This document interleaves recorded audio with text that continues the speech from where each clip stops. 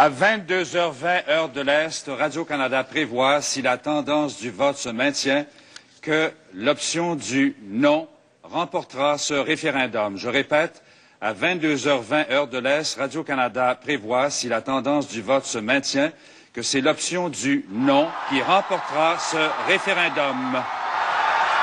Donc, avec ces images des gens au Métropolis, une majorité de Québécois, pour la deuxième fois en 15 ans, rejette l'idée que le Québec devienne un pays souverain et choisit que le Québec demeure dans le Canada. Une majorité, une mince majorité, pour l'instant 34 434 de majorité. Les troupes du non l'ont échappé belle. C'est une victoire à l'arraché, mais une victoire quand même. Il semble évident que le nombre anormalement élevé d'indécis qu'on décelait encore ces dernières heures a opté en grande partie pour le non. Des gens qui, peut-être seuls dans l'isoloir au moment de faire leur croix, confrontés une dernière fois avec la question qu'ils avaient devant eux, ont choisi la prudence face au projet que lui proposait le gouvernement du Parti québécois.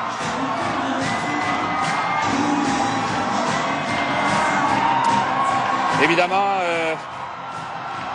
je pense qu'il faut comprendre ce qui se passe à la gauche de votre écran.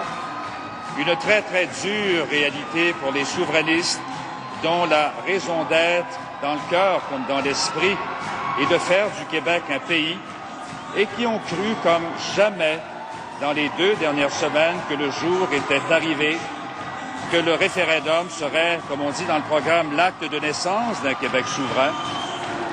Je pense qu'il n'y a pas de mots pour dire leur déception, la blessure qui leur est infligée, la douleur qui est cruelle. Il reste quand même qu'avec un oui à 49,62%, c'est un score plus qu'honorable, tout de même 9% de plus qu'il y a 15 ans. Et la force de ce oui, c'est un message très clair, un message de changement qui est adressé au reste du Canada.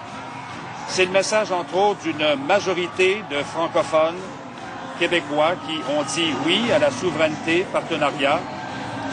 Le oui qui a eu la pôle dans une bonne partie de cette campagne, dans la mesure où il a fait revivre une cause qui semblait perdue. Plusieurs ont déjà dit que le oui avait gagné la campagne référendaire, mais leur drame à eux ce soir, on le voit et on le comprend, c'est qu'ils ont perdu la bataille.